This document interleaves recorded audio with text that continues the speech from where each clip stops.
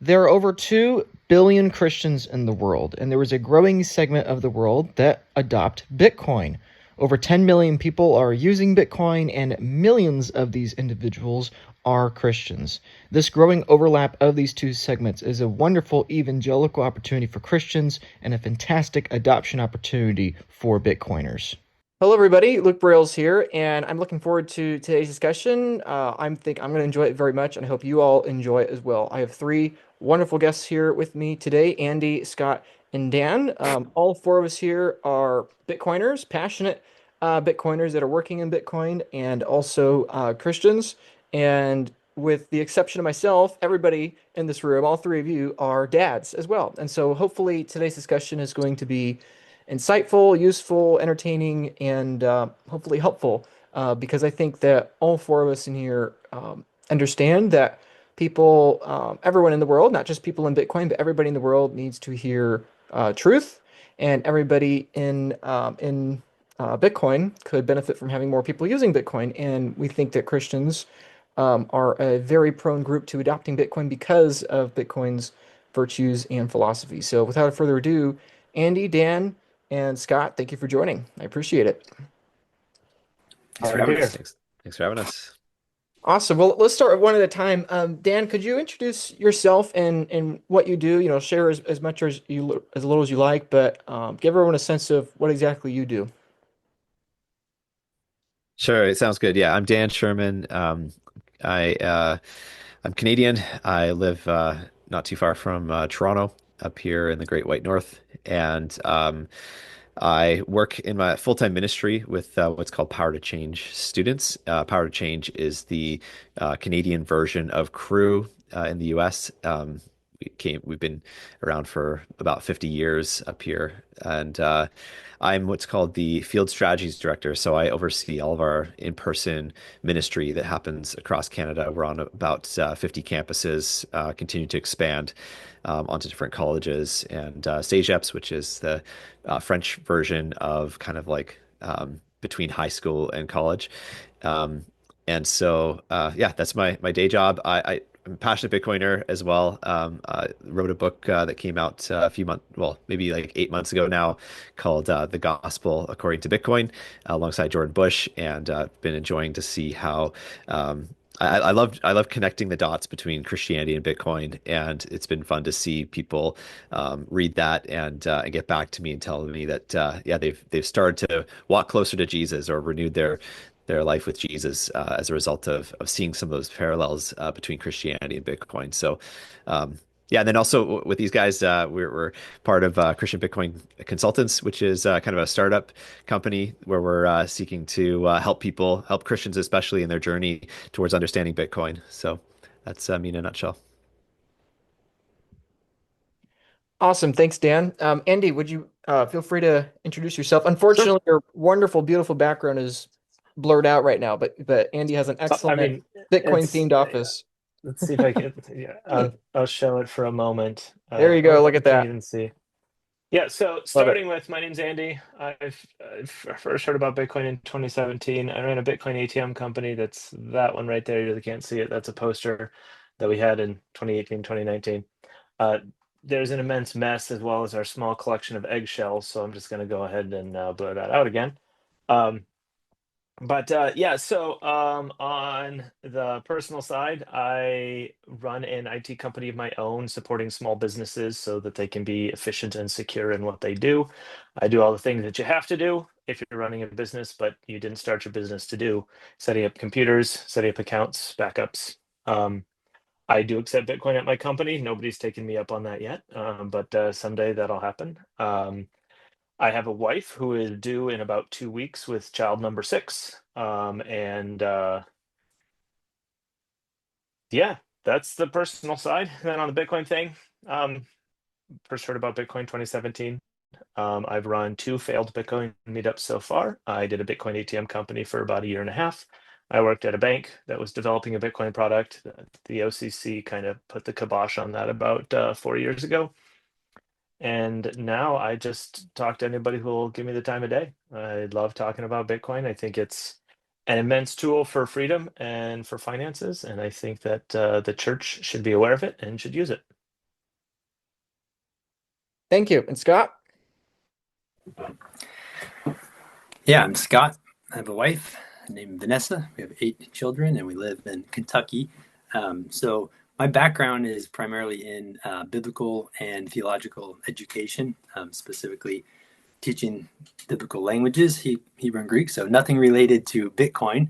However, I did tell my wife the other day on YouTube, it's starting to suggest Hebrew videos that are referencing Bitcoin. They're in Hebrew, so YouTube obviously knows my algorithms quite well, um, but or their algorithms, understand what I'm interested in. So, I'm just a dad, and got into Bitcoin a little over a year ago. So I'm the newest uh, Bitcoiner of this group, and I've enjoyed learning from rubbing shoulders with all of these knowledgeable guys. I would say I'm no less passionate about it though than them because yeah, it doesn't take long once the light bulb has gone on for you to realize the implications of what Bitcoin is doing to our world, what it can do for families like mine, low to mid income families that don't have all the resources and investments and all of that, and yet how it can just transform and really provide a way of getting out of that rat race, as they say. So yeah, I started contacting another one of our colleagues who's not with us today, and then Andy and Dan, and we've been brainstorming, working together on this Christian Bitcoin consulting company, and excited to see where it goes from here. Love it. Awesome.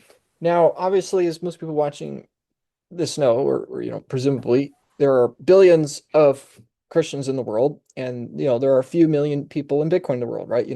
Everyone has their different numbers or surveys, but there's somewhere around, let's say, 5 to 15 million people in the Bitcoin network across the planet. The majority of them being outside the United States. However, the majority of capital involved with Bitcoin being in the Western world, and particularly the United States. And there are billions of Christians in the world, right? And so there's a very small, narrow overlap, let's say, between this Venn diagram of a billion person or multi-billion person group of Christians and a tiny, tiny, tiny small number of people in Bitcoin. So quite literally, there are probably less than whatever, a few million people that are passionate about Jesus and Bitcoin at the same time. So having four of those people in this virtual room here, I would love to explore that idea for people watching this that maybe have heard about Bitcoin, but they don't know anything about it, but they're Christians. Maybe they're a missionary. Maybe they're a pastor. Maybe they're just a dad similar to you three. They have some kids and you're trying to figure out why are these Bitcoin nerds so passionate about like it's just a piece of technology. It's just a number on a screen, right? So I would love it if we could explore that. Maybe starting back with you, Dan, what would you say would be the crossover here? And what do you think are those aha moments that you think are useful for people to consider? Like what is Just Bitcoin, by the way? Like what is that? what is Bitcoin? Oh gosh. It's such a simple question, but that's like a really hard question as well.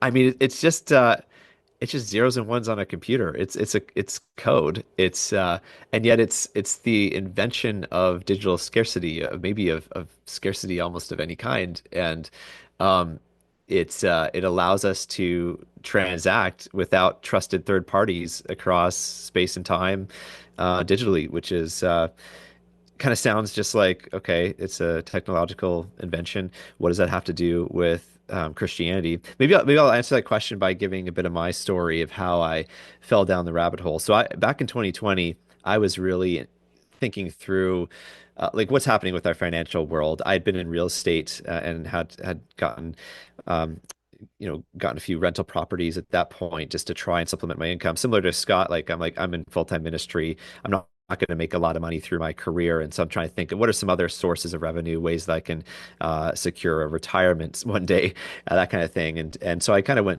went searching for financial answers early. And then in 2020 hit, and I just got so confused. We got to the end of the year, and I was like, my house went up in value the same at the same rate that my salary paid me. And that was actually the average for Canada. The average Canadian made as much in their home as they made in their salary. And I was just like, this is weird. Like, why would our society value just sitting and owning a piece of property as much as thousands of hours poured into labor and work? And so this got me just thinking about the nature of money. And I became a gold bug very briefly. And followed Peter Schiff and his Which, his which, rent. if I can interject, being a gold bug means you were investing in gold, holding gold, right? That you were holding it as a form of savings long term. Yeah, more so, I didn't actually end up buying physical gold, but I ended up buying a bunch of gold companies. So I was a poor gold bug. I wasn't, I guess, a true one, but it just got me thinking through. Like, I never would have considered buying gold in the past. I was more so like just buy investments that can give dividends and that kind of thing. But what happened for me is I started looking at Bitcoin. It kind of entered my worldview through some real estate podcasts. I believe it was Rockstar Real Estate. They hosted Jeff Booth, and I got to hear his perspective. I was like, oh, like why? I actually was like, why are you guys doing this? Like, why would you discredit yourself by bringing in this hokey pokey theory about Bitcoin on a real estate podcast? But they got me thinking, and then I basically was like curious about Bitcoin, but didn't want to pull the trigger until I was reading the Bible one day. I was reading in Genesis 23, and it was the story of Abraham trying to buy a burial plot for his late wife Sarah. And if you remember the story, like he goes before the people of the land in the land of Canaan, and he brokers this transaction with this other guy. And in this brokerage of the transaction, all that happens, like there's no legal. Sorry, my camera's like moving around like crazy here. This is weird. There's no signing of any legal documents. There's no lawyer present. But what happens is him and this other guy make the transaction public in front of the elders of the people. So the elders basically, what I realize is like they function basically as nodes. They are witnesses of this transaction, and that's literally what Bitcoin is doing in the modern day. Is it's a digital version of a means of transacting value that has been around for millennia because this Abraham story is like at least 3,000 years old, and so I was just kind of blown away that at what Bitcoin is, and we could probably get into the nuances of what are nodes and all of that stuff, which I maybe don't have time to explain here. But I just thought, man, like, okay, Bitcoin is not a trend, and that put me over the edge. And I thought, okay, I'm gonna actually start investing in this thing and put some skin in the game, and it grew from there. So I don't know So if that answered your question fully, but go ahead. sure, yeah. So basically, if I'm hearing you right, what it sounds like is that really the aha moment for you was not necessarily looking at Bitcoin through a financial lens, but looking at it through, let's say, a biblical lens, where basically having the transparency of those transactions is a huge part of what helped you figure it out. And I would agree with that. I think that's really important. I think a lot of churches uh, I think there's something unique about Christians in that, we don't place our hope in this world, but we place our eternal hope in Jesus Christ, right? So on one hand, Christians have a lot more freedom, I think, with um, not, or, at least ideally, we have this freedom of not being greedy or idolizing money, right? But all the same, money's a tool and God's given it to us. And so I hear your point, and that for me was a big aha moment, especially during the COVID times and era of 2020 and soon after, about, oh, hey, this is a way for churches. If I was just talking to somebody literally 2 days ago who helps hundreds of churches in Turkey, uh, which is obviously ironically, now, a modern country of a very biblical place. And they have trouble getting money in and out because of the censorship. There's a tremendous amount of inflation in Turkey. And so when there's that tremendous amount of inflation, a lot of people, including Christians and pastors, want to have that freedom of money, but the government needs to, that third party, like you're referring to, Dan, they need to constrict that. And so all of a sudden, a lot of these churches are lacking the mobility of their finances in and out of Turkey, or even across Turkey, depending on what bank they're using. So, yeah, I think that's very valid, Dan. I think it makes a lot of sense about that transparency of transactions. And Andy or Scott, what do you guys think? What do you view as some of the things that for you as a personal level that you feel in that overlapping of that Venn diagram of the Bitcoiners and the Christians? What about the two philosophies really resonates with you on a personal level? How about you, Andy?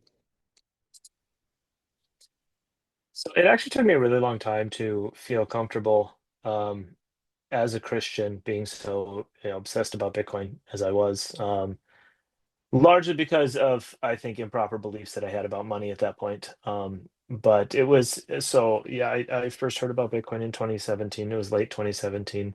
I bought my first tiny piece of Bitcoin the day before I hit $10,000 the first time. It had bounced up and down a couple times, but I don't even remember what the date is, but I can always go look at the chart. Okay, what was that? When did that happen? Um, and yeah, just couldn't, I mean, it was cool. And Bitcoin formed a lot of opinions for me about politics, about economics, about how I view the world. But I had a hard time merging that, or perhaps submitting that to my faith. Um, and it really wasn't until I read the Thank God for Bitcoin book in it was 2020. Well, I guess it was very late 2019. But 2020, the Thank God for Bitcoin team did a virtual book chat. And my wife and I got to attend that, and we got to know some of the people. And then it really just kind of opened my eyes that, yeah, first off, I had to unlearn a few things that I had been taught or taught myself about money, and a Christian's, proper response to money. But it's not a problem to see something that is going to be good, to become convinced of its functional inevitability, and then to try to teach other Christians about it. There's not a problem there. I kind of liken this to some kid in the mid 90s telling the church, you need a website and you need an online presence and you need emails. And in the mid 90s, um, the question wasn't, well, why do we need this? The question was, wait, what? What is that? Nowadays, churches may need to be convinced that they need a website, but at least they know what it is. And most churches don't need to be convinced that they need a website. Excuse me, may need to have somebody do it for them. They might not have the skill set to build a website, but they know what it is, and they know the benefit of it. And so, really, for me, it has just been eye-opening to basically encourage myself to look like that crazy kid in the mid '90s, saying, "Hey, you need to use Bitcoin." And people aren't saying, how do I do it, or what's the benefit? The people are saying, what is it? And so it's interesting that we're in that phrase, where there's the education component before you can even justify using it, or adopting it, or um, you have to provide the education. And I was raised by an educator. Well, I was homeschooled, but my dad worked in the school system, and I love education. And so, for me, the most exciting part of everything that's happening is just hearing people go through the first questions that I did. I went through. Everybody in Bitcoin goes through the same questions. Again, what is a node? What is mining? How do you actually have a maximum supply of anything, and much less a digital good? And then to just walk people through that process, and watch the light bulbs happen. Yeah, I think that's all very accurate, and I love that point that you made, and especially with the IT background, it makes total sense, right? If we were having this conversation 30 years ago in the 1990s, and we were to say basically almost every single church in America or in the world for that matter is going to be using the internet, I think most people would have thought that was crazy. And I would like to add, if you don't mind, Andy, I think there's pros and cons. I think there are a lot of pros to the world using the internet. Obviously, this very conversation is happening on the internet. People are watching this on the internet, right? The gospel message has been able to get out there to more people because of the internet. Although there's also a lot of downsides with the internet, right? I think a lot of pastors would probably argue that Zoom church is not the same thing as real church, right? And obviously there's been all kinds of negative side effects. And I think that's why, in my opinion, in agreeing with you, I think that this conversation of helping churches understand, number one, Bitcoin is coming and it's going to change the whole world. And number two, at least I believe, and I think all four of us would agree that probably the vast majority of churches are going to be using Bitcoin or on a Bitcoin standard, and it's probably going to be just as, if not even more impactful for the stewardship and planning of the churches as the internet has been over the last 30 years. But I think it'll take a while because the internet took a very long time, 20, 30 years. I think Bitcoin also would take 20, 30 years, but all in all, I think that's a great message you have there. And I think it's important for those watching us to understand that I think for all four of us here, our main goal is not to twist your arm into doing something because we're trying to, make everybody get rich or do whatever, right? Really, we're trying to help people understand, in particular Christians, understand that this is going to change a lot, for better or for worse. And it's probably a good idea if, we're involved with that, or at least that'd be my take. I don't know if you have anything else to add to that, Andy Mhm. or Scott. I'd love to hear your thoughts. Go ahead, Andy.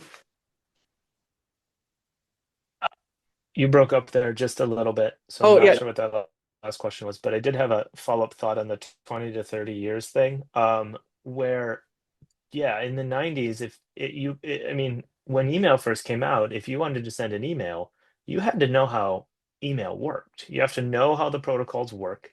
You have to do it yourself. But nowadays, that's been entirely abstracted away, where you sign up for a free Gmail account, you type your email, you put in your mother's email address, and you click go. You don't need to know how it works. Somebody else is taking care of that for you.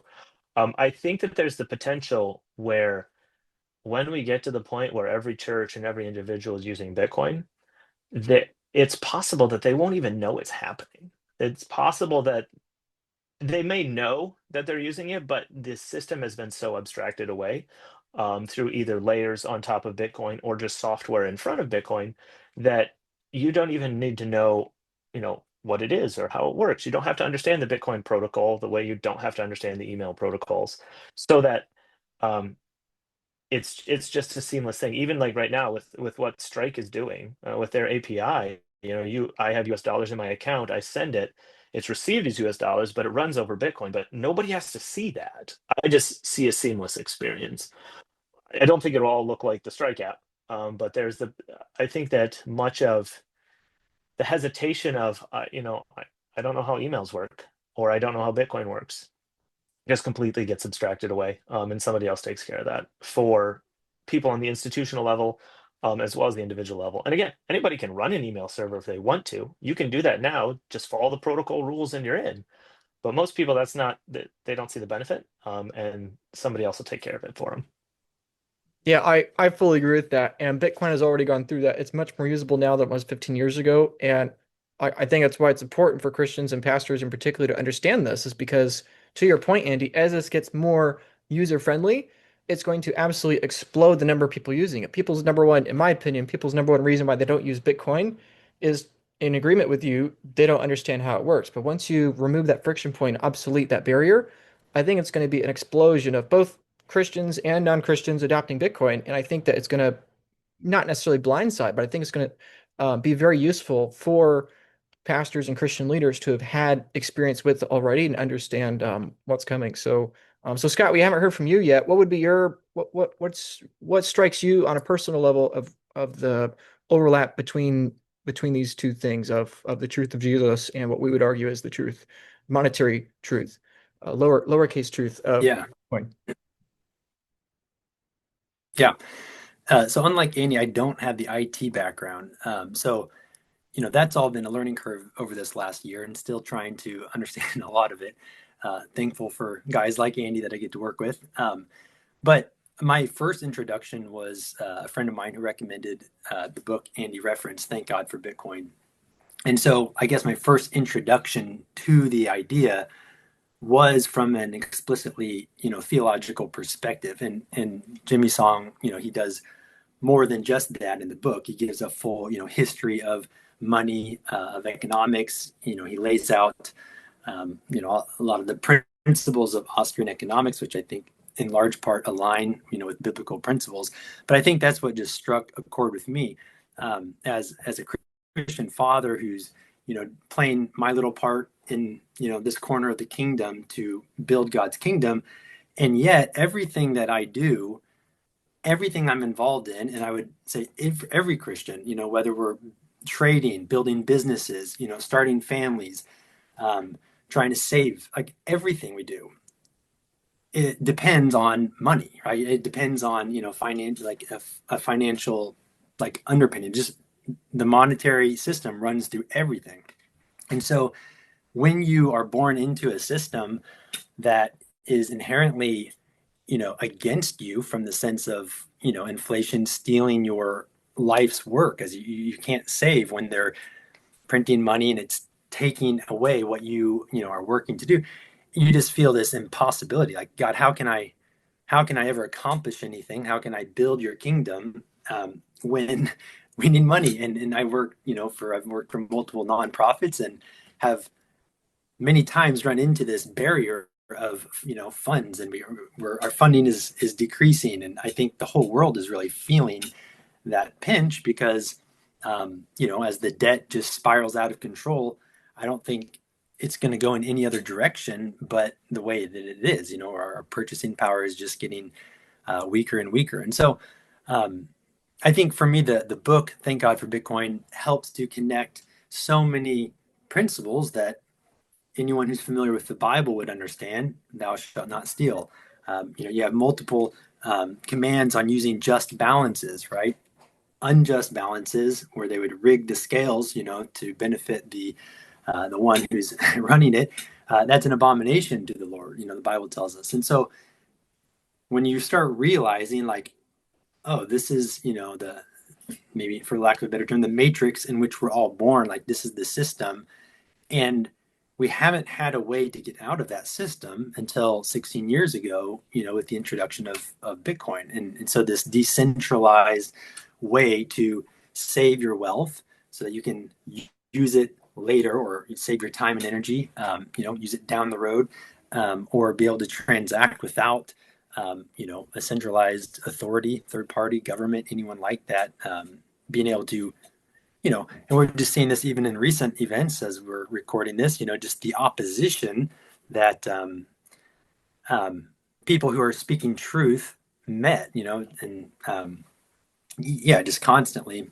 Dan, you're from Canada, and the whole trucking incident and during COVID. I mean, these are just, some of the many examples in which when money is centralized, then it becomes, perverted, and in a sense, this is just a freedom, a way to get out of that. So, yeah, I think those are just some of the things that we try to emphasize in our company, is helping people understand the biblical and theological principles that Bitcoin aligns with. So that's what I think gets me most excited about it.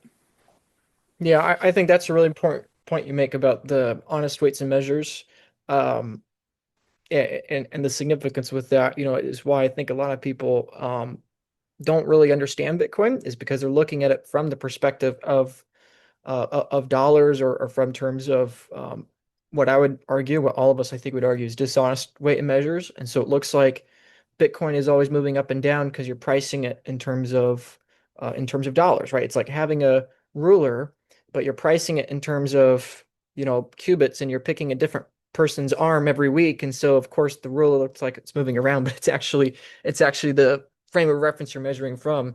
And I think a natural question that those new to Bitcoin would ask would be, well, Scott, how do you know that it's honest weight and measures? But I would say that gets back to Dan's point, that it's transparent. And that's ultimately why Bitcoin uniquely is different than dollars, or different than Luke coin, or Dan coin, or Andy coin, or Scott coin, right? Is that Bitcoin's transparent. And so people can verify, right, that it is honest weight and measures. And then with Andy's point, that's why it's eventually going to be adopted. And 20, 30 years, whatever from now, more people are going to use it, because it's a network that preserves people's integrity, and it preserves people's time, and inevitably more and more people desire to use that. So I suppose my question with that, to anyone, but maybe Dan, what do you think are the risks? Because I think a lot of people, of course, when they hear about new things, this is all great and wonderful and everything, but ultimately, Dan, like, how does somebody new to Bitcoin, especially if they're a Christian, that genuinely believes, as all Christians should, that we are given resources, money, time, energy, intellect, strength, from God to steward, for ourselves and others. How does a Christian know that Bitcoin is not something that's going to squander that responsibility they've been entrusted with? Yeah, it's a good question. And again, this is part of my story too, because I was very skeptical about Bitcoin. I thought it was a trend. And it wasn't until I read that story in the scriptures that shared earlier about Abraham buying the burial plot for his late wife that I realized that it's actually based on a digital version of that's based a digital version of principles that go back thousands of years for how humans have transacted. And so, um, yeah, how can you trust it? Is kind of your question. How can you trust Bitcoin? Well, I think allocation should follow education, and so you just get started. You start learning about it. I know when I first kind of went down the Bitcoin rabbit hole, I put in a small amount, and then I followed that up by reading 13 books on Bitcoin over the course of the year and listening to 1,000 hours of podcasts. And so you don't necessarily have to go that far. If you get started though, you'll probably get sucked in anyways, and you'll do it. But yeah, just go at the level of your education. Get your feet in the door.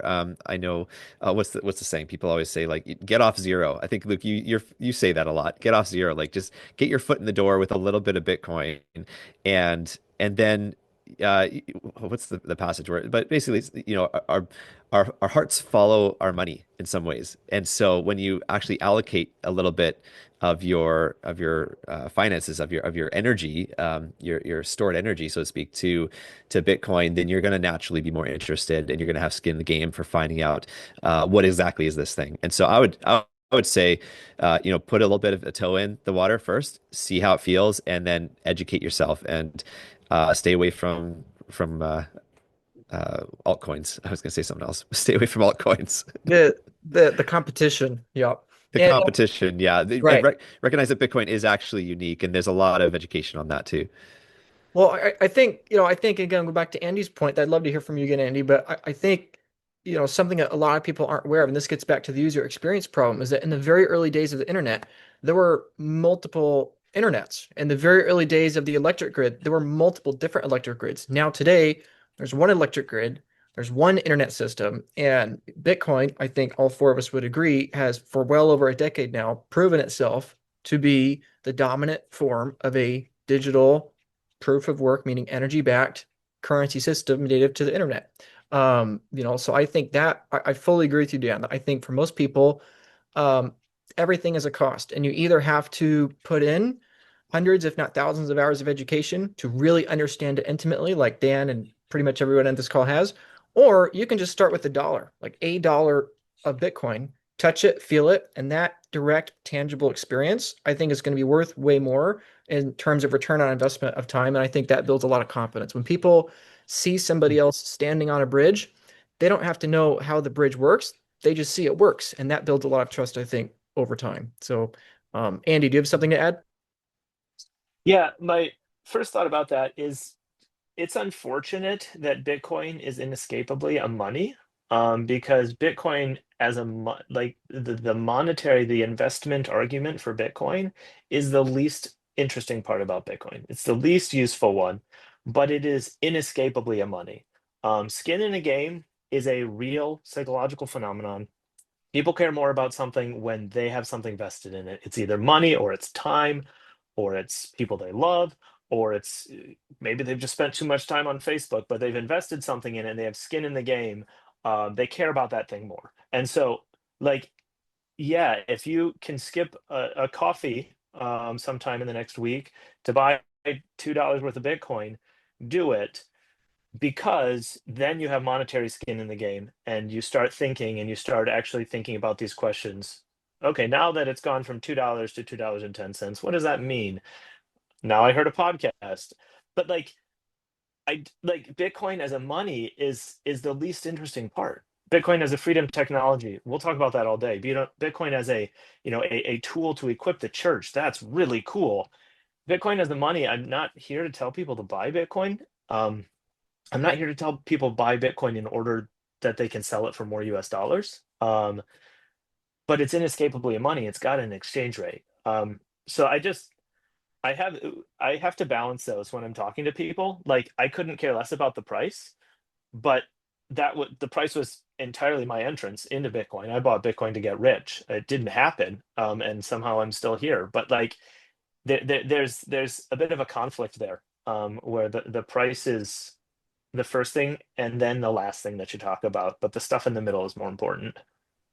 I fully agree with you with that. And it reminds me, this is something I've said in many other videos of mine, but in C.S. Lewis, I think in Mere Christianity, he talks about how it is basically a symptom of a sexually depraved and degenerate society to have public display of that, right? And I think, Andy, to your point, I think a big part of the reason why so many people have such an overwhelmingly dominant narrative with Bitcoin being the price go up, number go up, the monetary aspects of Bitcoin. I think why so many people focus on that is because our current money system with political currency like the dollar, people are yield starved, income starved, savings starved, and so I think it makes sense. I agree with you. It's the least interesting part, but I think that's precisely why we have so much of the Bitcoin narrative being with people with suits and ties on, the evening news, right? And that's why I think these conversations are important because I agree that the other aspects of Bitcoin are even more interesting. So, Andy, maybe without getting too deep into the weeds, like just like from a surface level, help us understand what are like the other components that are good. You mentioned good for the church, good for people. Like, what are the things that get you more passionate if it's not the price go up aspect? I'm pulling up my list here. So the big one, um, first off, there's a continuum of morality that applies to everything. There are good things and there are bad things, and the good things will be used by bad people, and the bad things will sometimes be used by good people. But like there's a continuum there. And this is one of the things that I basically had to break apart and figure out when I was merging my faith and my obsession with Bitcoin and try to figure out how those two go together. Is you can have a moral continuum of money itself. Money is more of a tool than it is a something that you can assign morality to. But monetary aspects of this money versus that money can encourage people towards what God says or away from what God says. And if you start thinking in sort of that framework, all of a sudden you can decide that this money is better than that money according to God, because this one encourages me to go against God. This one encourages me to go towards God. Um, when you really start to break it down, Bitcoin fits in all the good stuff. The US dollar really doesn't fit in many of the good stuff at all. And that one is generally pretty eye-opening for people because I go talk to them, hey, I'm a Christian. Let's talk about, you're a Christian. Let's talk about Bitcoin. They're like, well, it's risky. I said, let's talk about the money in a minute. What do you know about what God says about money? And that one really opens their eyes. I really try to push the unseizable, uncensorable freedom technology. That one is powerful for the church, especially in countries that are not favorable towards the church or not as open towards freedom of religion, where I can send money to an underground church directly into the pastor's wallet. I don't need to go through any banking system. They can post something online, um, and I can get it to them. Another one is the open protocol. That's one that gets forgotten a lot. Is Bitcoin is simply a public list of rules. If you follow these rules, you can participate in the network. You can build a system. You can build a piece of software. You can build a company. You don't need to go to a bank. You don't need to get government approval. You just connect in, and all of a sudden there's a free and open method of exchanging value, the way that email is a free and open method of exchanging information. Those are the two big ones that I usually hit that are, I think, have more short-term and long-term impact than just Bitcoin as an investment. And those two usually take about an hour or two to talk about by themselves. Easily, if not more. I do think they're intricately linked, though, because I think the reason why us four and other people in Bitcoin are so overwhelmingly convinced at that final conclusion that Bitcoin's going to go up in value is on the understanding that the network in of itself respects human beings and it is equal to all network participants. Because really, I think at the bottom, at the base foundation of this, that's really the difference here is that political currency favors the politicians and those that create currency units. And Bitcoin is a network, like you just said, Andy, that is transparent in that it explicitly treats everybody equally. And that I think we all can agree is a more biblical perspective. And so I totally agree with you, Andy. I think yes, Bitcoin is very undervalued compared to the future. And I think it's very important for churches, pastors, and missionaries to have ownership of Bitcoin and a treasury. But really, that's not the reason why I think Christians should be getting into Bitcoin. They should be getting into Bitcoin out of the moral conviction. And then, ironically, I think that because this is a tool that treats the users of this tool more ethically, that in irony is what makes Bitcoin trend up over time. Bitcoin's gone from one user in January of 2009 to now literally millions of users. So it's increased by a factor of millions.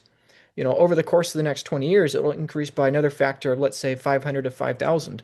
And I think Christians have a unique opportunity because we place our hope in Jesus and not in material possessions, that we can afford to begin to step our toes in the more moral system and be the pioneers and hopefully push that Bitcoin narrative, less so with the Wall Street and the financial perspective, but more so with the moral perspective. Would you say that's more or less accurate, Andy? Yeah. Absolutely. I would agree with that.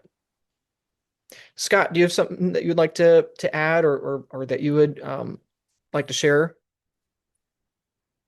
Well, you mentioned, or you asked the question a little bit ago, why should someone trust, what this new thing? I think someone mentioned that we are all reluctant to jump into something new. I think I was just thinking, when they started putting the little chip readers on credit cards, it was like this.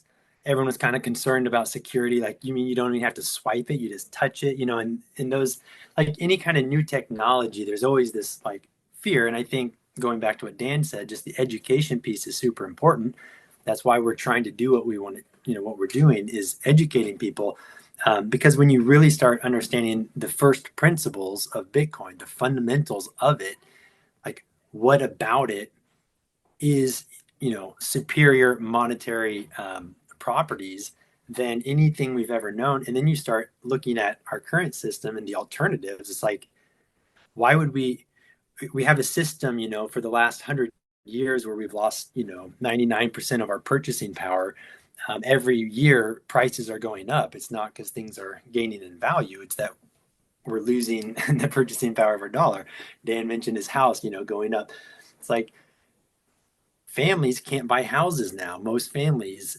And how can you establish families and get that basic building block of a civilization, of a society, grounded in a place where they can grow and flourish when the whole system's broken? So you have a system that's ruled by 12 unelected bureaucrats who can just willy-nilly change the price of your money and print trillions of it every however many days they do it. It's proven itself broken, right? It's proven itself the last century that this doesn't work. And we've seen so many different aspects of society, from divorce rates to education to health, declining since 1971 when Nixon took the dollar off the gold standard. And you just wonder, okay, this is the alternative. Why are we so just by default putting our trust in that system? So I would just encourage people to start learning, start learning about it, because I think we, by default, you're born into a system and you just take it for granted.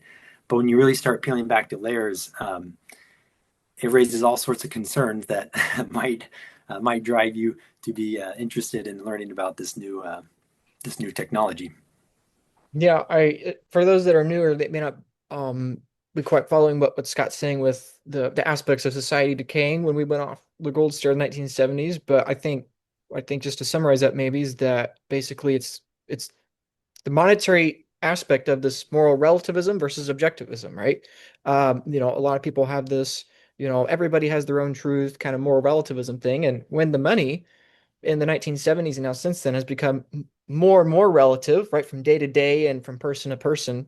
We've seen many other aspects of society follow that trend, unfortunately. And I'd like to maybe add go ahead. Yeah. one more thing just to clarify, because there are many people in the Bitcoin space, and that this mantra floats around, fix the money, fix the world.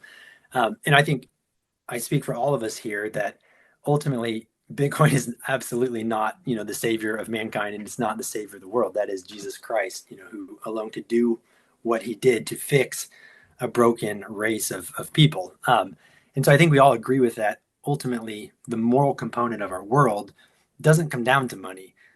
But yet, what I said earlier, it's like money does touch every fiber of society. And so we want to help preach the gospel, build the church of Christ. And yet, money is one aspect of creation that we are to have dominion of and steward well and use to build the kingdom. So they're inseparable in that standpoint.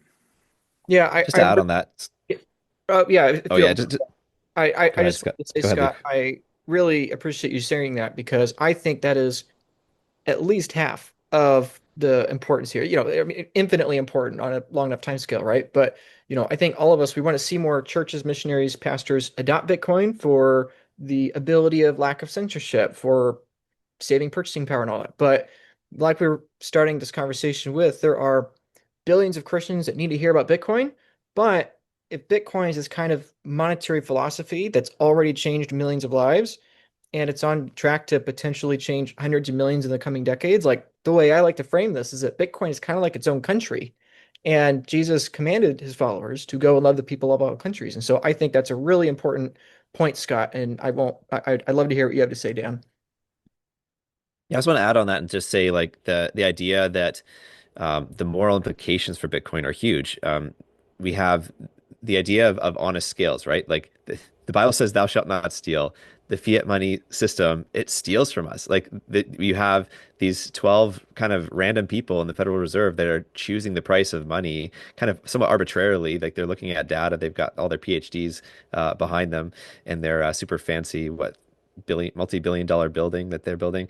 But they're choosing the price of money, which inherently will award some over others depending on which way they go. And so I love the hard cap of 21 million Bitcoin, which actually as a system it prevents that. It's really profound that how Bitcoin actually has the ability to limit sin in money. And it's just crazy because it removes the sinful human beings from having the ability to set the price of money and award some over others, therefore making it equal weights and measures, which is what the Lord delights in. He actually calls the opposite of that an abomination, using like the abomination is like a really strong term, right? And so he's calling that alongside like sacrificing your kids to Molech. That's another abomination. And so it's like God loves truth and clarity. He loves honest systems, and Bitcoin provides that far more than the fiat system. Dan, could I ask you a question about that? I think a reasonable question somebody would have that would hear you say that is, okay, you're saying the problem are these 12 bankers, whomever at the Federal Reserve are manipulating money or whatever, right? Like, why do we need this new thing that's like not adopted by anybody? Like, why can't we just, you know, have why can't we just put more moral people in that seat of power? Why do we have to have a new thing that removes that seat of power entirely? If the problem is the people in charge, why don't we just put new people in there? What would you say to that?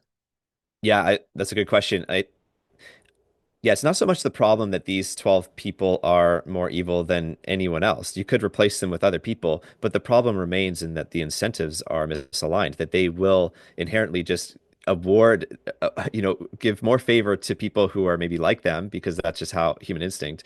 They will cause themselves to prosper. They're not going to sacrifice their own portfolios for the sake of the nation. And so they will inherently make decisions that will benefit them and the people they know. And one of the a saying of Bitcoin is you can't fix the system from within the system, which I really love. And I think there's a huge Christological connection to that because, like, as Bitcoiners, we believe that we are in desperate need of an alternative monetary system, and we know that it can't be fixed from the inside. That voting left or right isn't gonna fix the fundamental problem. I mean, Jerome Powell, he's doing the best. My default stance is he's doing the best that he can, and he's trying to look out for people. But I don't know. I don't know the guy, but like he's doing the best he can. And if we replace him, like kind of so what? We might get one outcome more than the other.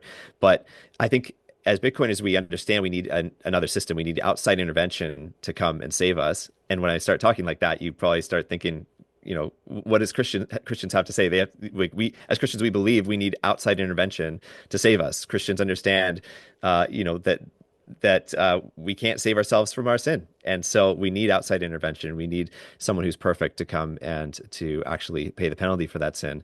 Not that Bitcoin does that in a monetary sense per se. It's not perfect, but it is a better system. And so, anyways, I love using that as an analogy when I talk to Bitcoiners who don't know Christ. I'm like, you already get this for the money. How about for your own life as well? Like, do you actually believe that you can fix yourself? Like, of course not. Like you need intervention from the outside. Yeah, definitely.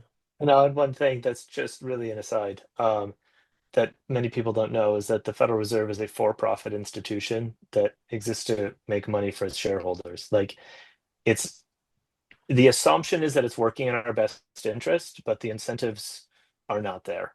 I am not an owner of the Federal Reserve, and so its decisions do not necessarily benefit me. I Even think if they're moral Really good decisions, point. even if they're run by good people, like the thing exists for other reasons.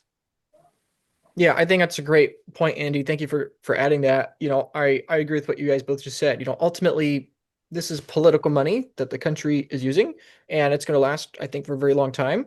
And there are uses to it, but ultimately, I think your point, Andy, is very on point. Is that I think when people were expecting Jesus to come here, they were expecting a political leader, right? Because people feel that the problem is others. The problem, we don't want to admit we are also the problem and our hearts are the problem, right? We don't admit that we have pride against God's order.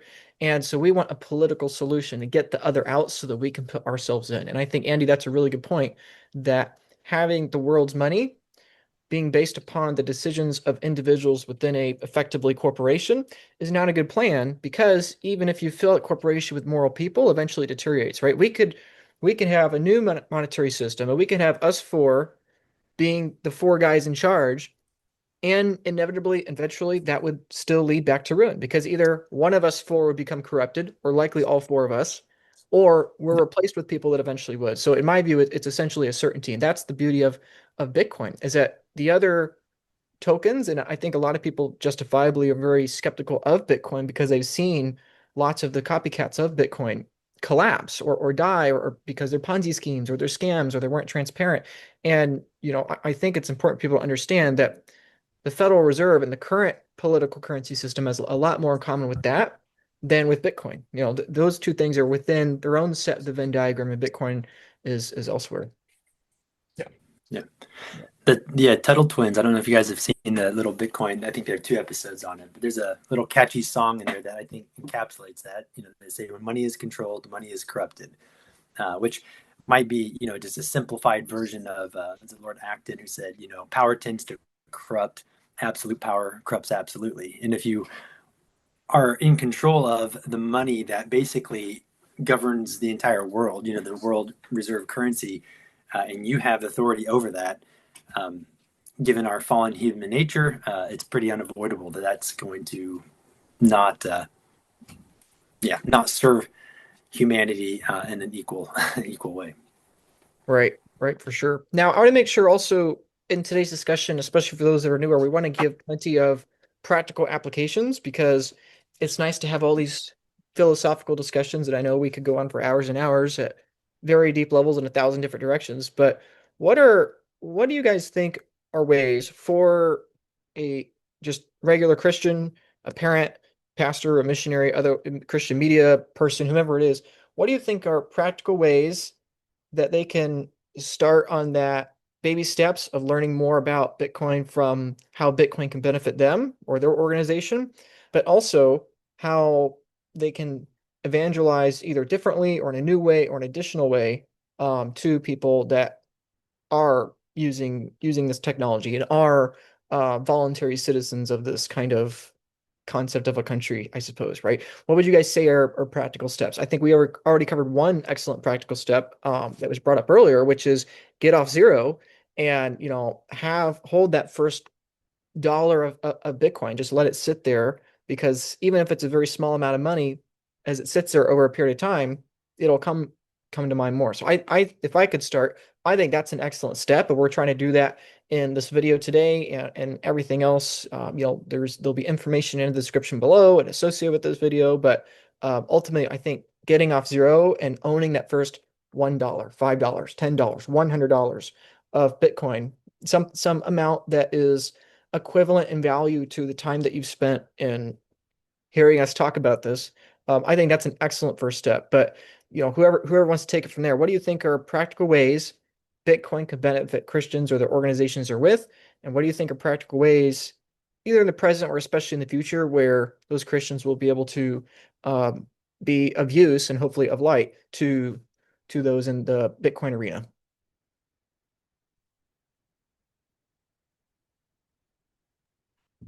Yeah, I know. I agree with what Andy had said earlier, and that price is like probably the least interesting thing about Bitcoin because it's got so many other avenues in terms of like freedom tech. And oh man, when you get into like the concept of Bitcoin mining and being able to like monetize energy regardless of where it is with like a satellite connection to the internet, it's like it just becomes this whole this whole new framework on how the world work kind of opens up towards you. But I still think that I'm kind of like in the VJ Boy Potty camp that Bitcoin does have to go through these phases of store of value and then medium of exchange and then unit of account, and that we're still in the store of value stage primarily right now. And so while Bitcoin is being monetized, I think it can drastically help churches. And this is something I'm actually lobbying my organization for as well. I think it can drastically help nonprofits. So for me in my organization, all of us have to raise our own personal support. We are self-funded missionaries who accept donations to the organization, and we're paid out of our account at the organization. Our salary, our retirement, our healthcare expenses, all those things are covered through that. And so as inflation has risen, especially like I've noticed, especially in the last 5 years, like as the number of dollars in Canada has a third of the dollars in Canada sloshing around in the economy are new in the last like as of the last 3 years or 4 years or something like that. And so you just think that we all just got like a massive haircut on on what we're being paid in terms of the inflation that we're facing at the grocery store, in our housing payments, in our mortgages, like all those things. And so we all have to go out there, like I think my colleagues and I, we have to go raise more support. We have to go talk to more people, and that's pulling us away from the ministry on campus with students. And so we're just, it's a treadmill. Like we're just having to run faster to basically break even at the same pace.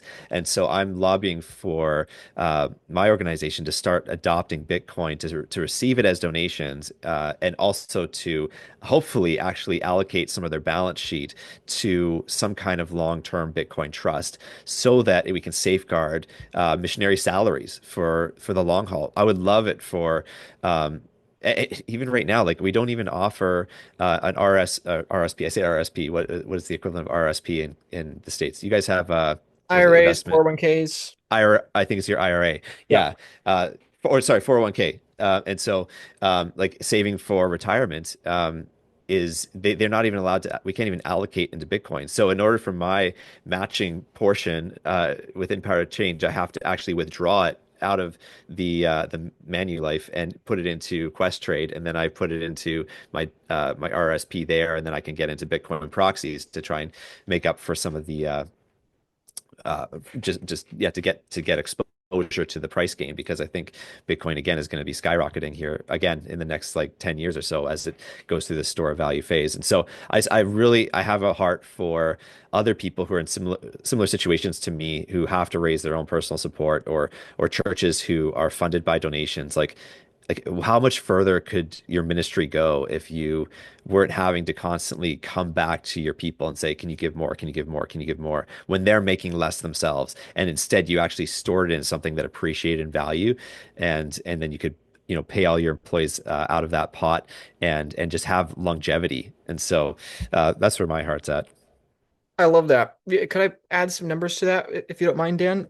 Something I think that's important just from a basic perspective for those running these organizations is again to think of it this way: is that, like you just said, Dan, if assumably a third of the dollars were added in the last 5 years, that means that over the last 5 years, it's gotten 50% harder to raise capital and steward those resources and everything else, right? And in reality, that's just the basic scenario, right? In reality, people donate less when money is tight, for better or for worse. That's just what happens. So many Christian organizations I've talked to, or just, other nonprofits that aren't even necessarily Christian, so many have said that the 2020 COVID era was disastrous for them. And many of them, it was like very much the worst thing they've seen, because that precise crisis was the moment where the need was greatest, and it was the moment where the giving was the lowest.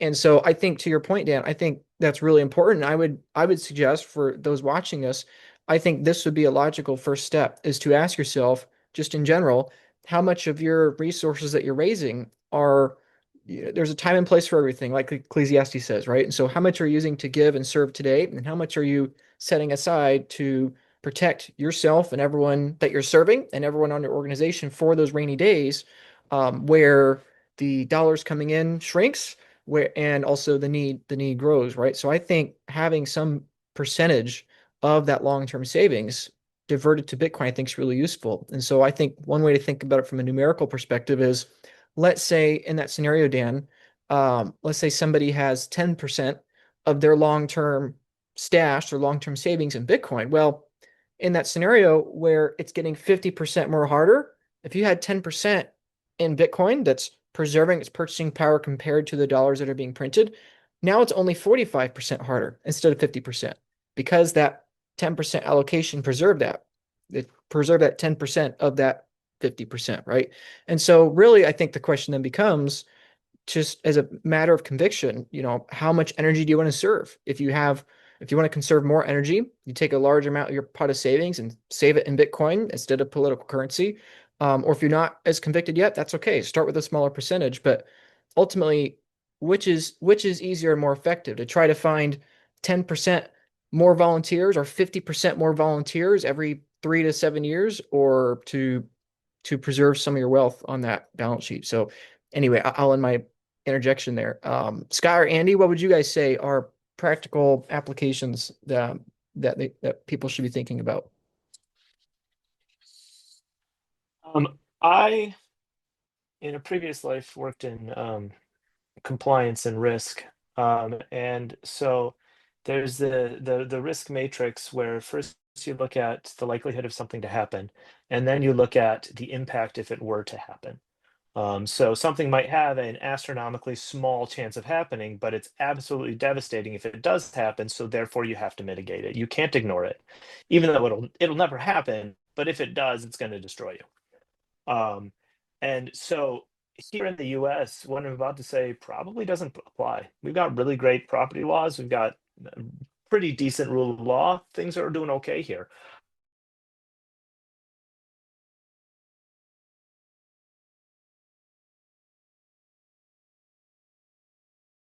Processors stop processing in payments.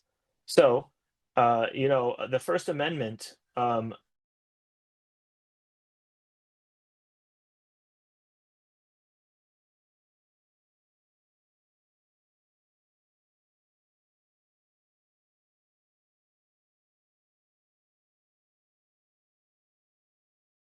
new payment codes for firearms and gun manufacturers and such like that.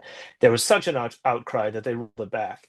But the cat's out of the bag at that point. What if donations to churches becomes its own payment code instead of Visa? And someday they're just like, we're not going to process this anymore. What does a church do then if they cannot accept digital payments? They either go back to cash or they have to adopt Bitcoin. And in a world that seems to be tearing itself apart at the seams, I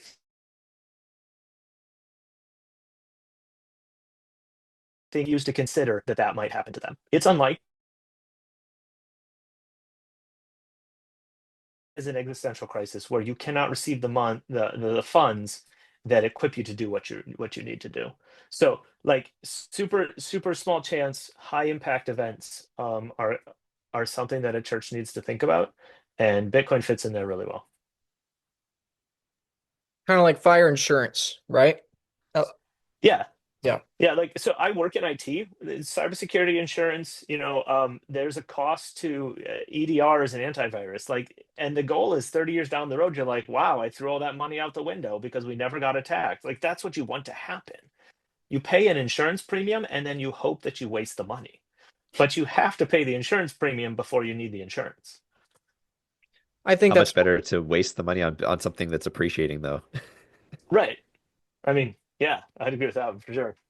exactly. I think that's an excellent point. I was just about to say that too, Dan. Is that Bitcoin is like the best insurance in the world because it's insurance that's paying you in the process, right? R- So, I think it's just a probabilistic scenario. Pastors and Christians got to ask themselves, what do they think the probability is that the dollar is going to retain 100% of its purchasing power over the next 100 years? And I think all four of us would agree it's basically none. because over the last 100 But years, the dollar lost 99% of its purchasing power, and it didn't hyperinflate. We won every world war. We are the strongest economy, and even with that right. scenario, the dollar is only worth 1%. So, you know, And just straight math, you can lose 99% of something an infinite number of times. You can like right. there's not only 1% more to go. You got another 99% to go. Yes, yes, very good point. It's like your building can keep burning down. Your building can burn down 99%, then it can burn down another 99%. And Right. meanwhile, Bitcoin is this fire insurance that is paying you in the process. Life can always get worse. Such optimism on this podcast.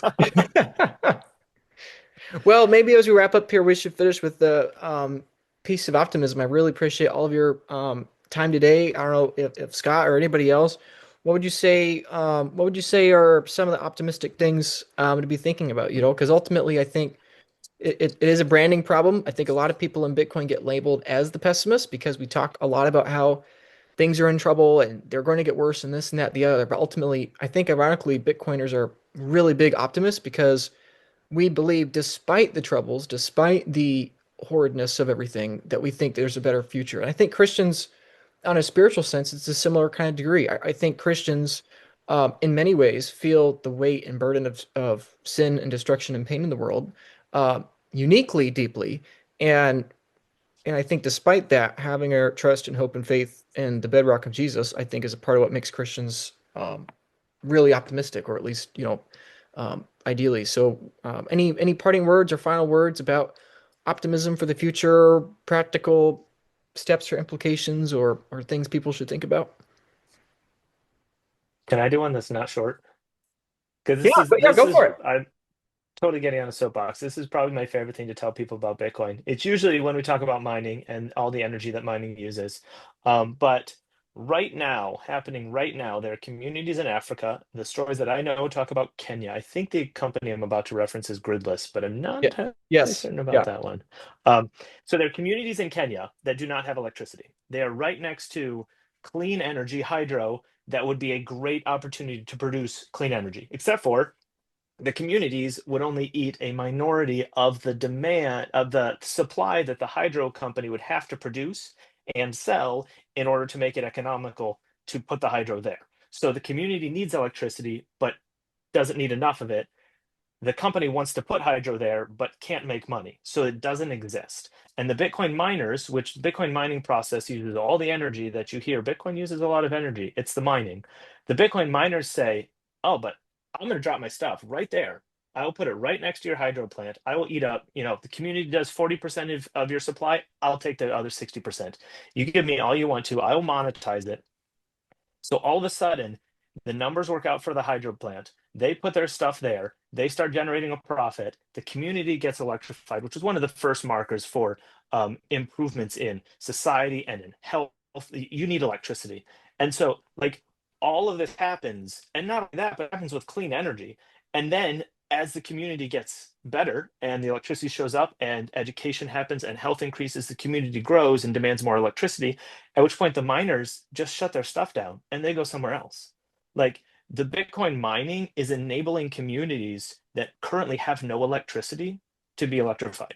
And I mean, like, it's happening right now. This is not a theory. This is happening. And so, like, people say Bitcoin's using way too much energy and that's a bad thing. It's like, no, actually, the energy use is an immensely beneficial thing for the world. Um, we in America just don't see it. So that's my optimism, is that the benefits of Bitcoin are only now being really discovered. This is like, again, this is like the internet in the late 90s. People knew it wasn't going away, but nobody saw a Zoom conference coming. Nobody saw Facebook. Nobody saw, sending text via satellite. Nobody saw this coming, but they knew it wasn't going away. So Bitcoin right now, we are just now starting to scratch the surface of all the cool things that the world will benefit from, um, because of what it does. How, yes, and that was a wonderful story. Eric Hirschman of Gridless, by the way, is a missionary, Christian missionary, by the way. So, it's, I think, very related. I'm really glad you brought that up, Andy. Very optimistic story. I think there's somewhere around like roughly 50 to 100,000 people in that program right now, and they have plans and funding in order to hopefully help millions of people, right? And so Bitcoin, Yeah. despite its small size, is already having a tremendous impact, and there's literally dozens of stories like that. I think that's a great example. Dan or Scott, you guys have anything that you'd like to add?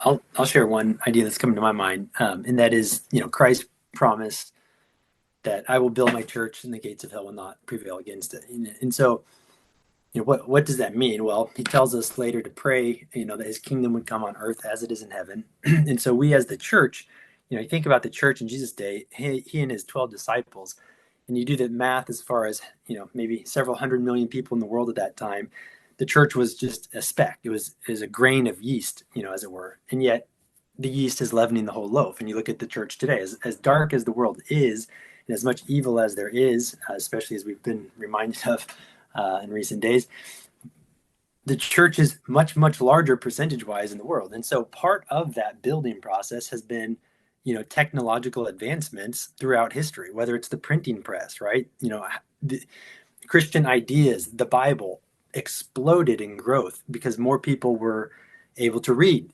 and just the gospel, the kingdom spread throughout Europe after, Gutenberg's press.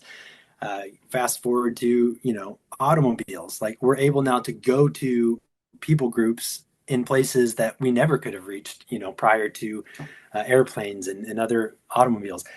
The internet, the dissemination of information on a global scale now, where anyone can access anything on their phone, even in, jungle, tribes, just everyone has a cell phone.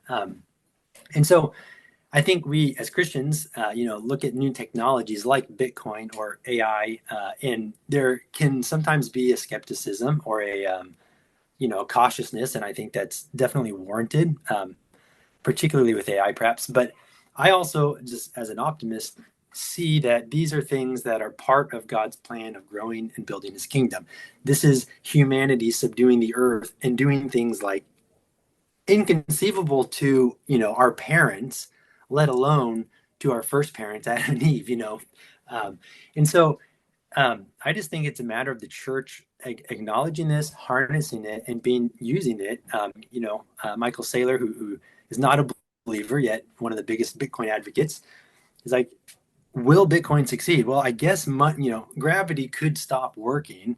He says these kinds of things like we could stop using electricity. Everyone could stop using the internet, but that's just not the way the world works. It's not the way civilizations work. And so Bitcoin, because it has the properties that money needs to have, it's almost this inevitability that it's going to advance. And I just think Christians, we need to acknowledge this piece of technology and say, hey, this is a gift from God at this point in history, and let's learn how to use it well and build his kingdom with it. If I could add to that, I think the printing press is a great example because I think that's a wonderful example of a technology sharing truth, sharing the Bible with a very large number of people. And also, before the printing press, most people were not literate. It wasn't until the writing was already there in front of people that they learned to read. And I think that it's the same thing with financial literacy. I personally believe that 95% of the world is not financially literate. And that's not to say that, oh, woohoo, look at us we're smarter than everyone else. That's just to say that, we all have been exposed to that printing press. And so we've had the ability to read. And I think that in the same kind of aspect, that's what's going to happen is that Christians need to realize the whole world is about to become financially literate over the course of the next one, maybe two generations. And even though it's a very long-term vision, and ultimately we don't know how many days, each of us individually or collectively we have here on Earth, that's something that we should be stewarding towards in that direction. And I guess to conclude my point there is that, I think a great comparison is between the internet in the 1990s and the printing press, right? The internet, the adoption of the internet in history will be remembered as a Silicon Valley tech startup, profit making, suit and tie money machine, right? And the printing press, an integral part of the adoption of the Gutenberg printing press, is the story and the adoption of the Bible, And I think that that's the opportunity that's here in Bitcoin today. Is do we want history to remember the adoption of Bitcoin primarily being as profit-driven, money-hungry, albeit altruistic, right? It's something I love and respect about Michael Saylor and Satoshi Nakamoto, Hal Finney, everybody else in Bitcoin. You mentioned Michael earlier. Is something I really respect about them is that, frankly, even more so than many Christians, they have been very bold and passionate in willing to risk um, personal sacrifice for a greater purpose, right? And I think that's the opportunity here for Christians is to say, do we want history to remember the pioneers of Bitcoin, like how we remember the pioneers of the internet being the altruistic, but ultimately profit-driven people, or do we want to remember the early pioneers of Bitcoin being people that were willing to take a bold step in something that was new, that yes, rewarded them, but they did so because they believed this was a more moral and less corrupt system that ultimately wasn't siphoning wealth, resources, and time and effectively life from the world's poor to the world's richest. So I think that's the opportunity Christians have on both senses, from adopting Bitcoin and getting rich, sure, but also from the evangelistic perspective. The greater the tool in question, the more powerful the testimony when somebody surrenders it for a greater calling. So, anyway, I think that's a great example you made in contrast to Andy about the printing press, Scott. I think it's a great one. Dan, what do you think about Yeah, optimism? I got two quick ones. Optimism. One thing, I don't know if you guys are finding this too, but coming up to my to 5 years in Bitcoin this December, and I'm at a point right now where I'm no longer getting made fun of for having my Bitcoin convictions, which is really strange for me because I've been made fun of for the last like 4 years. But just in the last few months, people are actually asking me like, is that true with you too, Luke? Yeah. Oh, are you kidding? I mean, it's partly because I am pretty noisy online, I guess. But yeah, every day Yeah. people digitally make fun of me, and in person people still do, but less so, given the fact that yeah. Yeah, yeah. I mean, Bitcoin's proving itself, and so it's just interesting. Yeah, because 4 years ago, I turned down a bunch of the guys I was kind of partnering with to get into real estate, and we were buying different properties together, and we had this vision of expansion, and I turned them down. I went rogue, and I went into Bitcoin, and they were like, "Oh, so long, Dan. He's go gamble off his money," and one of them came up to me just a few months ago, and he's like, "Actually, like." What you did was like kind of amazing and like kudos to you for your conviction and like kudos to you for like 5xing whatever cash you were going to put into real estate and it's like yeah like it was quite it's quite the change but like he like he never would have said that to me if it was even just a year ago. So that's one thing is just I think to see the tides turning and see more friends reaching out like hey can we talk about Bitcoin and like genuinely they want to know more is really interesting. And then also just like a note of optimism for our society. I just would say like it's the darkest before dawn. In scriptures, we see this, the cycle of the judges. It's people they get God sends God sends invading armies, and then they cry out to God, and then God always responds and saves them, and so we see this cycle, and then they veer from God, and then things go bad, and then he comes in and saves them again when they cry out to him, and there's 3 days of silence before the resurrection, right? And so it always is darkest before dawn. And so I have hope that if we humble ourselves, if we call out to God, that He's going to really answer. Like we're talking about on this podcast the day after Charlie Kirk was assassinated, and I'm seeing people like online, like the timeline is full of it on X. It's that people are waking up to evil. They're realizing, like, even if they're not Christians, even if they grown up atheists, they're kind of realizing, like, oh, like evil is actually a real thing. And if they didn't believe in it before, they believe in it now. And so I'm just praying that God's going to pull through a revival here. We're seeing it in small ways in church attendance really starting to spike amongst Gen Z in the West, especially it's happening in England. It's happening, I believe, in the US. I'm hoping it's happening in Canada. We need better data on it.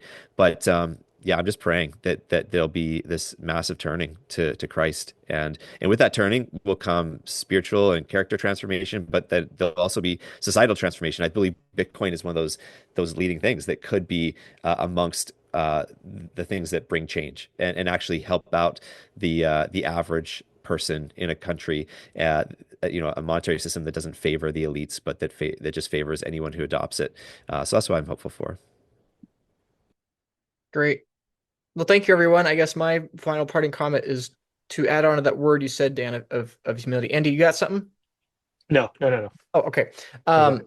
Yeah, so I think that word humility is really important. And ultimately, I think for Christians to understand why so many people getting involved with Bitcoin that aren't Christians are becoming interested in faith, particularly in Jesus, I would say is because of that word humility. People with the political lens of the world, they want to say, oh, those 12 guys in the central bank, or oh, the guy that's the president, or this senator, or this, if I was in charge, things would be better, or if my guy was in charge, things would be better. But I think it is a very, from a financial perspective, it is a very humbling experience to say, oh, they shouldn't be in power, and not even I am worthy to be in power. Because ultimately, the pride that's a rejection of God is saying we want our own rules instead of God's rules. And so I think a big reason why so many people in Bitcoin try to improve their health, try to improve society, just like you said, Dan, and ultimately, I think at the very least become more curious and open to hearing about the gospel is because they have just they have just emerged out of a very humbling process where they've had to accept not even I am morally worthy enough to be in charge of the world's money. Not even I have the right to manipulate the world's weight and measures, even if I had the best intentions in the world. Even I was wrong about Bitcoin all those years ago when I heard about it when it was 1,000 times cheaper or whatever, right? And so I think having so many people going through those, what I would say are secular humbling experiences, really makes them prone and piques a certain element of interest of potentially them being more aware of or open of hearing of other kinds of truth as well. So Andy, Scott, and Dan, thank you all very much for your time today. Really appreciate it. Hopefully this was of use at least to one other person. That's why we do this. And ultimately, I appreciate all your time. Thank you.